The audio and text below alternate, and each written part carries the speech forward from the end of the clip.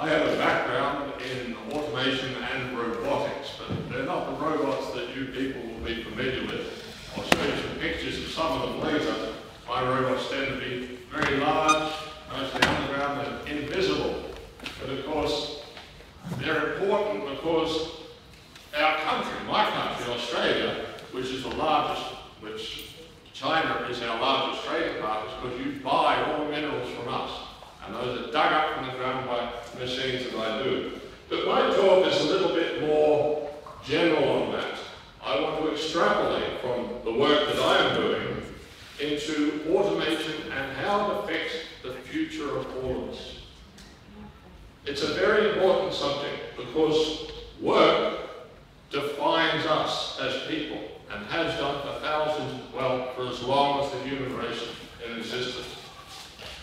Work has both a cultural, a philosophical, and economic effect on us all. Our very sense of well-being revolves around our ability to contribute to the society around us.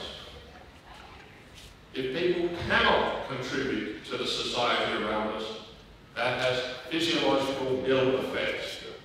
And I'm going to talk to you about what's happening in the world in terms of automation, as I see it, break it up into physiological and mental components, and give a projection. And it's very important because what happens in the future is going to be determined by policies, politics, decisions that we make now. So this is food for thought, this discussion on automation. Because, and nowhere is it more important than a country like China. You have a huge population. You have a vastly growing resource needs. And things are happening in the world, in AI, in computer science, in robotics, that are going to affect us all. Ironically, although China is probably in the most, the firing line for some of the automation technologies and how it will affect the general population, they're also possibly in a politically better position than many to actually react to the changes that are coming down the pipeline. But to start the talk off, I want to go back in history and to have a look at a couple of photos that I'd like to show people, giving examples of work, just one or two, that took place a few thousand years ago. This one's actually only a few hundred years ago, and it shows, as you can see, a combine harvester. Two people supervising on the oxen, the other supervising the front end of it, where they're threshing wheat into the catchment of the machine. We can look at that, we can understand that. If you went back 400 years, that would not look odd. Remember, 400 years ago, for every person in the town, there were 70 people in the fields. We have now come to an interesting reversal. Now, for every person in the field, we have 70 people in the town. But still, that work does not look strange to us. I will show you the similarities with what I'm going to make. Here's an earlier piece, about 2,000-year-old fresco, currently at the John Museum Museum, showing a Roman woman looking at a laptop computer. This person here is probably a house slave, judging by the amulet around their neck. If you have a look at, normally slaves did not wear togas, but house slaves basically wore what the Mr. or Master of the house actually said. And this is a situation 2,000 years ago. Here we can understand what's happening. The person on the right has got some degree of authority, is supervising the person on the left who is doing some degree of work for that person. And that relationship is fairly straightforward. We can again understand what's going on there. What I'm about to explain to you is that the changes that are going to happen to work are such that we will not comprehend what is going on. We will not recognize work that takes place in the future. Let's move on and have a look at what we are as human. I'm going to discuss now the basis of this premise, which comes down to what we are physiologically endowed with as humans. And I like to do this with a device which I call a human capabilities matrix. And the human capabilities matrix is combined with thousands and thousands of little graphs like this, which we combine to form a kind of isosurface which describes a human being. This one is simply showing a person's work output based on the temperature that they're working in. You can see as the temperature goes too low, people die, so they can't work anymore. If the temperature goes too high, people similarly can't work because we can't achieve homeostasis. We cannot cool down. Our bodies cannot get rid of the excess heat that is being generated by our organism. And this curve is common for many other physiological processes. Our ability to withstand physiological pressures, the pressure that we can operate in, the atmosphere that we can operate in. If we take all of these different characteristics of human beings, put them together into an isosurface, we get some kind of multi-dimensional shape. And this is purely representative of it, but that basically represents in an isosurface what people can do. And that is what they can do with their normal physiological endowment. That is, with the normal genetic expression that has made us what we are. And that hasn't changed for thousands, millions, probably 500,000 years. We've been much the same as what we are now. When we come to do some work, we have a job space which has certain requirements. And those requirements will be the temperature that you have to operate in. They'll be the pressures that you're working on, the noise, the ambient noise, the sensors that you are required to use. And all of those things, when you combine with the human being, you get something like this. You get an overlap, a disparity between what a person's natural endowment can do and what the job requires us to do. That's pretty straightforward. In my world, of course, which is mining, it's a pretty rough environment. That disparity is quite high. The environment is dangerous. There's noise and smoke and fumes. There's ever-present danger of rockfalls.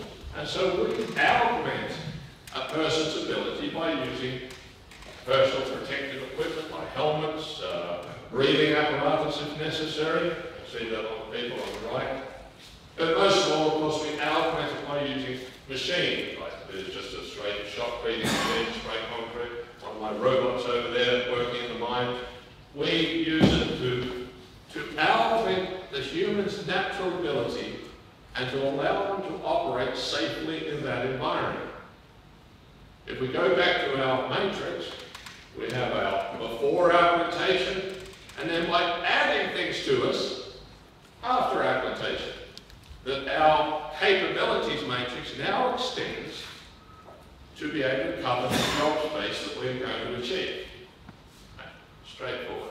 A fairly simple concept. And we do this all the time. Some jobs require more augmentation, some jobs require less augmentation. We augment ourselves all the time with our clothing, with the things like this iPad. This iPad probably adds, say, 10 IQ points to me as I'm doing things. I can now get in touch with any information in the world through my iPad, which has given us enormous power that was just not possible 50, 100 years ago. Let's move on to what working robots are like, and let's compare it to what we've been talking about before historically.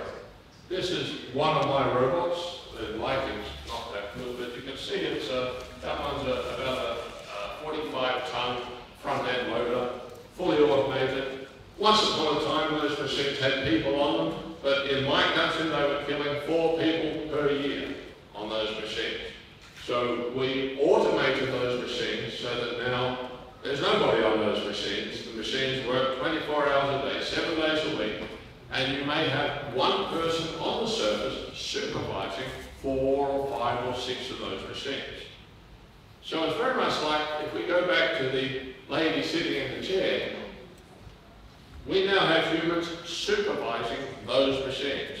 And a lot of automation is about this transition of supervision. We start off with ourselves doing the work, we build better tools, our tools become semi-autonomous, and then we increasingly step back and supervise them from afar. And if you look at that, you can see a remarkable similarity between this 500-year-old threshing machine and the loaders that we use now. And that's because they've come out of the same world. People said, okay, we want to scoop up rocks, so we do things like that. But of course, modern automation does not have to be like that. Modern automation looks more like this. And I defy people in this room without an engineering background to tell me what most of those machines are actually doing. Those machines are cooperative. Parts are handed backwards and forwards between the machines. Each machine is multi-skilled. And the whole series of machines that are there are supervised by one person over there. And that's all that is required to supervise that entire plant, which is actually making Tesla automobiles in the US. This trend towards automation is not just unique to the mining industry or the car industry. Let's look at the US and the manufacturing industry. That is the current US Bureau of Statistics trend for employment as a percentage of the workforce on the slide and the manufacturing output as a percentage of GDP. You can see that as a percentage of GDP hasn't changed. But the number of people, or percentage of the US workforce, is climbing at a fairly steady rate. And if we want to extend that,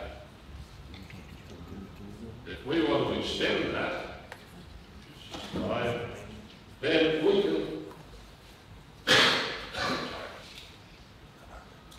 there you can see that by the year 2030, by that graph, no one will be employed in manufacturing in the United States of America. No, not a soul. But the GDP output will remain the same. And what we're seeing there is this collapse in one person supervising more and more people, until ultimately it ends up as the owners of the companies basically letting the machine run themselves. And you're seeing that in China as well. You've probably all read that Foxconn, who are making Apple products in the south of China, are now replacing some of their workers with over 2 million robots. There's good reason for that, because when we take an iPad off an assembly line like this, the iPads originally had about a 40 to 50% chance of failure, simply because dust particles, other elements that get into the manufacture and cause pixels to die on the screen. Robots don't have that problem because, as we discussed in our capabilities matrix, the robots can work in areas that we cannot. They have a much broader ability, a much greater environmental range of dexterity. If we look at some of those fundamentals quickly, you can see dexterity, obvious, agility, the ability to manipulate small objects at varying scales. We've got the environmental constraints. We've got the sensory capabilities. And scalability, meaning cooperative behavior. And of course, another important one is the mental capacity. What I want to do now is, before I talk about where we are where we are with all of those, I want to talk about some of those and give you some examples of, say, some of those characteristics being done by robot people. You may have seen this. Here's a nice slow motion clip of a little robot juggling a ping pong ball. A lot of these clips you can find on YouTube. Pretty good. Watch at the end here, he misses it once. And he has a go for it. I want you to just think how nearly human that is. He's having a go. Missed it. Gives up. All right. Okay, that's pretty effective. Let's look at it in real time. Let's look at that again in real time. All right. That's the sort of dexterity that humans cannot do. Dexterity in terms of movement down, there's also associated the ability to track that ball in time and space in order to do that. Humans cannot do that. Machines can. Let's have a look, another dexterity. In this case, you probably didn't see what that did. It tied a knot in mid-air. It threw a cord up into the air, pushed it through, and tied a knot in a piece of string with one hand. I'll play that again. I can, because that's not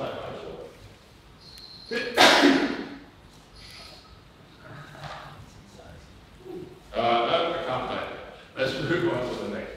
Here's another example. This one, in this case, I'm showing the agility of the machine. That's a little flying helicopter balancing a pole on the helicopter.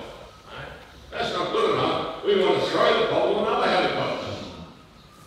And there you have an example of agility again that humans find very difficult. Watch this again.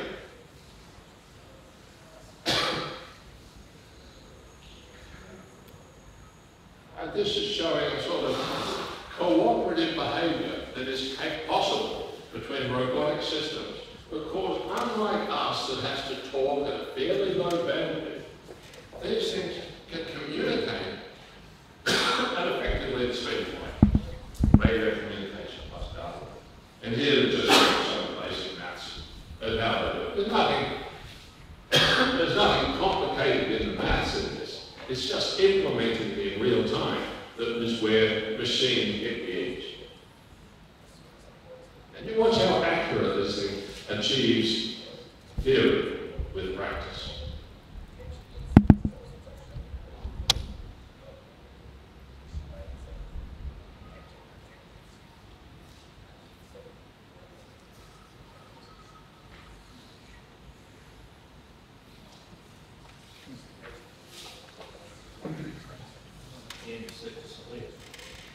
Let's move on to another one. Also using little quadricopters, which that's something we're looking at at the moment. This is again showing cooperative behaviour between various, between little groups of quadricopters. In this case, they're throwing balls, etc., through hoops. Right? Catch the ball and throw the ball. Catch, throw. Pretty easy. So you could save people from a burning building. That's it, they could save people from a burning building. The hospitals around us. We're looking at quadricopters for mine rescue, so that they can go and find people that may have been hurt, and thus we can better redirect resources, etc.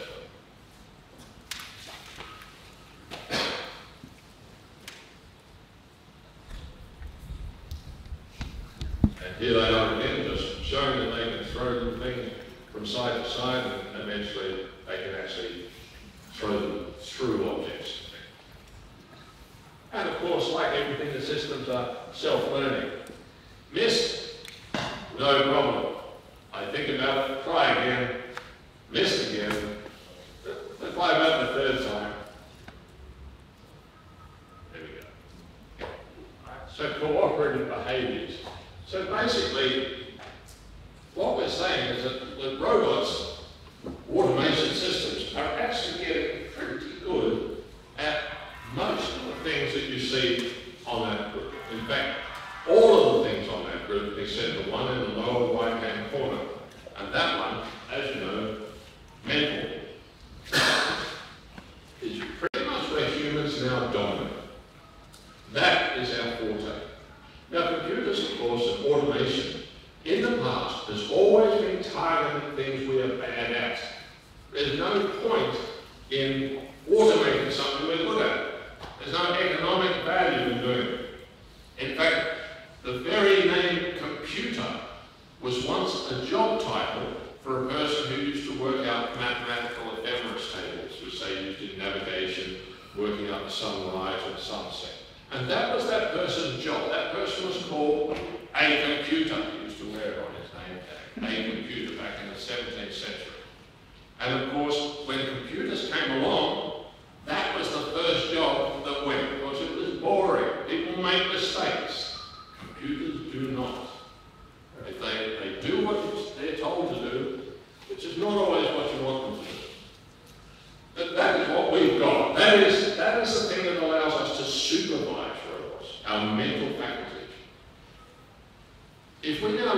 computers, where are they in terms of the mental sphere? Now, of course, we have experts in this room on this, BM, etc. This is their domain. This is what they're working. Let's just look at one set of computers, which is the supercomputers. And for those who are Chinese, you may be aware that the current world champion in supercomputers is Chinese. It took over from one from the US in the last few months. So China currently holds the crown. And this red line here indicates the current rise on an exponential graph of supercomputing usage, which generally is ahead of your desktop computers by between 10 and 15 years. That computing power, as you can see, we're now around 50 odd petaflops, new Chinese supercomputer, around 50 odd petaflops. That's enormous. One petaflop, 10 to 15, is enormous amount of computing power. If you do an assessment of the human brain, how much possible computing power do we have in the human brain? The answer is somewhere between 10 to 1 exaflop. The consequences are that our hardware is now getting close to us. That's our hardware. Our software may be lagging by many years, but the hardware is nearly there. On one computer. It may be the size of a warehouse, but we're getting there.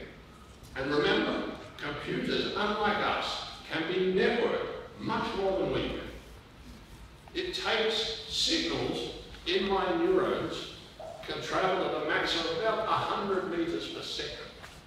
The time it takes to get a signal from one half of my brain to the other half of my brain, I can send a signal from here to Hong Kong and back. I can send data from here across the other side of the country and back again in the same time it takes to get data from one side of my head to the other. And there is a lot of computing power, as in machine computing power, between here and Hong Kong. So whilst we may outwit ourselves using devices like this, we still have a fundamental limitation on our mental capacity, which computers can outperform if they can ever run the same software as us. I'm not saying they can, but the indications they are, and the Church-Turing hypothesis would imply that they can. Let's have another look, a fairly significant graph, and that is the cost per computing power, because this is the type of chart that economics is based upon. How much does it cost per gigaflop to do those calculations, to do those sums? And as you can see, that cost has been plummeting. And most importantly, it is now crossing the cost of kids. If you take into account the number of neurons in the human brain, the amount of time it takes to train a human being from 0 up to when they leave university, we're talking about $500,000. The cost of computing power is actually now, in the last few years, just starting to dip below that number.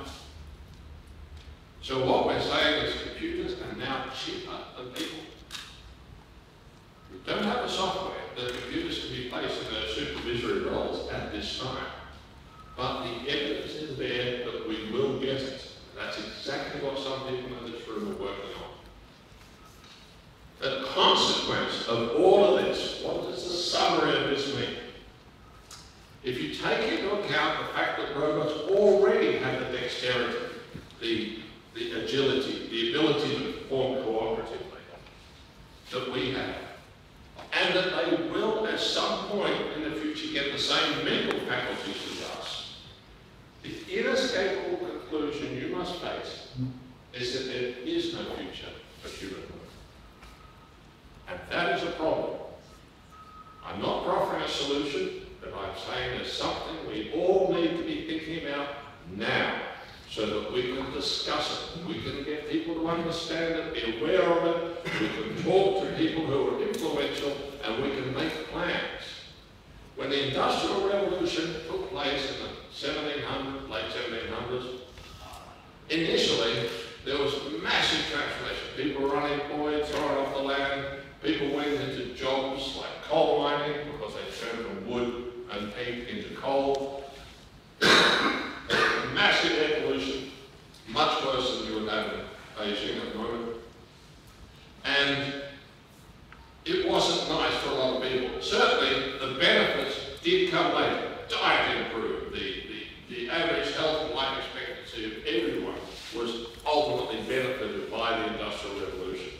We are now on the verge of the second phase of that Industrial Revolution. We are going to move beyond the machine to the mental sphere, and it is there that the next revolution will take place, and is taking place now. This is a very important subject. Talk about it amongst your friends. Be active, be aware, and let's see if we can't move every one of us into a happy future without the shock of going through it, which is suffering apart. And that's all I want to say.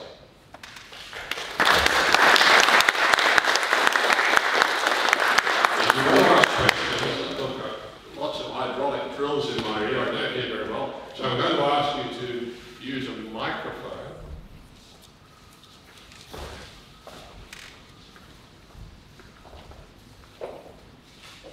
Hi everyone, my name is Anina, I'm from 360 Fashion.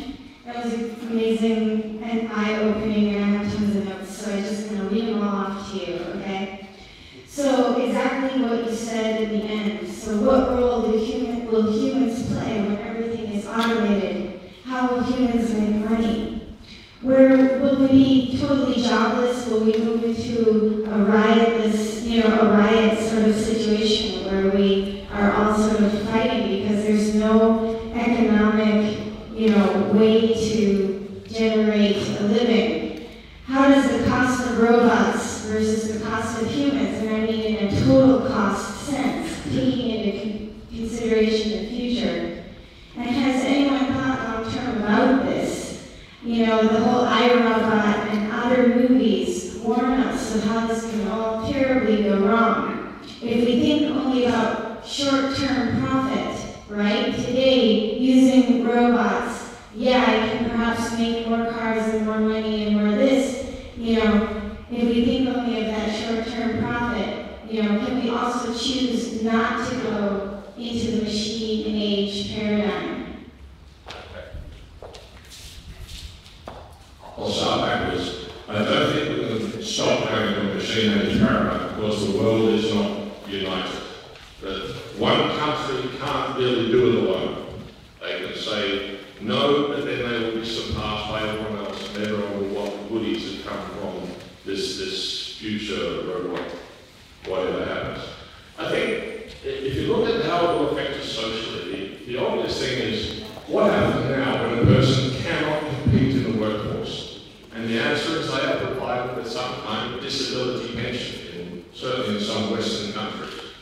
So I think you'll see more of that. But what will happen is we will recognise that the average human being cannot compete in the workforce. And depending on the socio-economic system in place, then the government will try and distribute wealth to those people by taxing the remaining, the owners of the means of production that own this. And I'm sure Jack Strachey is going to talk about this more when he talks about the economics of what's happening. So I think the answer to that is that we will all be disabled. What will we do though? And I point out to that very first slide that I showed you. I go back.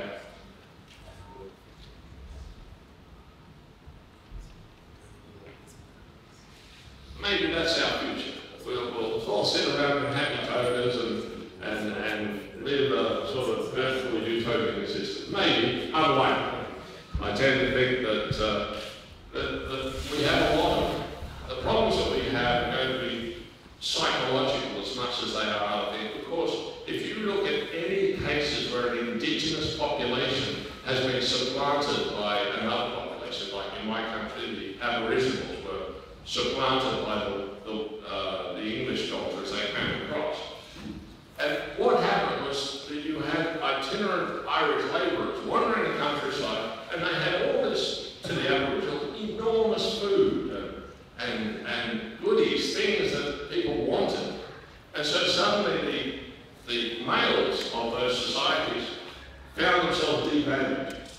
They were no longer able to provide for the family. They didn't know they were poor, but suddenly they discovered that they were poor compared to these newcomers.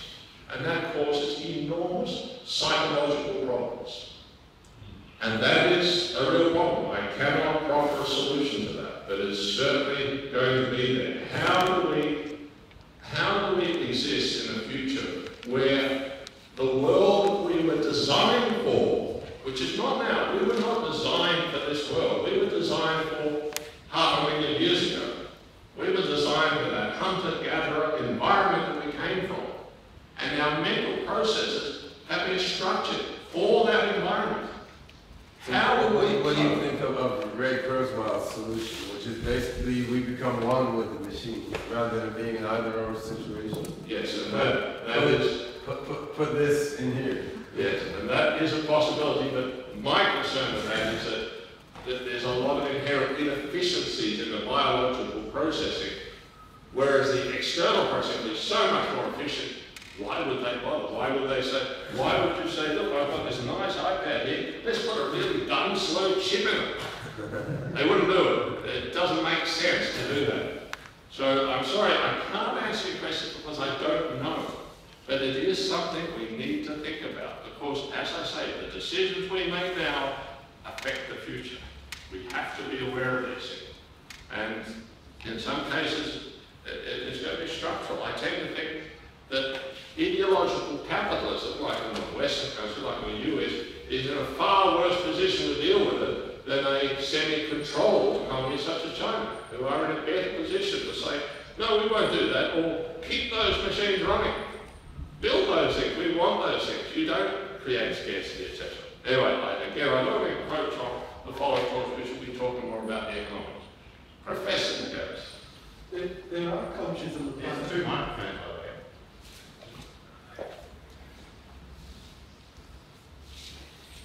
Hello. What's going on?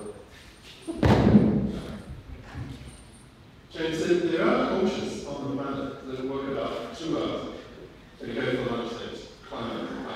That's what they're government employees, right? And they fill up the rest of their day with elaborate religious and artistic rituals. So for them, not having ritual work is not a problem. Human brain adapts to a workless environment. And it's been around for thousands of years. We definitely have a sign. If you go to Korea now, most of the youth sit in video game parlors, living in a virtual world, which surprisingly is sort of harkening back to the previous world we came from, not surprisingly. They're in danger, they're fighting each other, shooting each other, they live in a constant, and that's all they do for 12, 15 hours a day. Maybe that's the future. Solipsistic and unsatisfying to me, but maybe that's the future, that we will compensate for our lack of need by creating a virtual world and living in that. Quite possible. All right, I think we'll... All right, yeah, so James has covered a lot of interesting ground here, from the near-term prospects of automation, all sorts of irritating work that most everyone would rather not do, to the long-range prospect, like once the robots do all the work, what's left for us to do? Do they just leave us in the dust like the Cro-Magnons did to the Neanderthals, or are we kept alive in a people zoo maintained by the friendly robots? Do we fuse with robots like cyborgs, or is there some sort of peaceful coexistence between humans and engineered post-human life forms? I mean, it's hard to figure really rationally about things that many steps away from where we are now. But I think he's right that these are issues we should all be thinking about as we shape the future together. So next.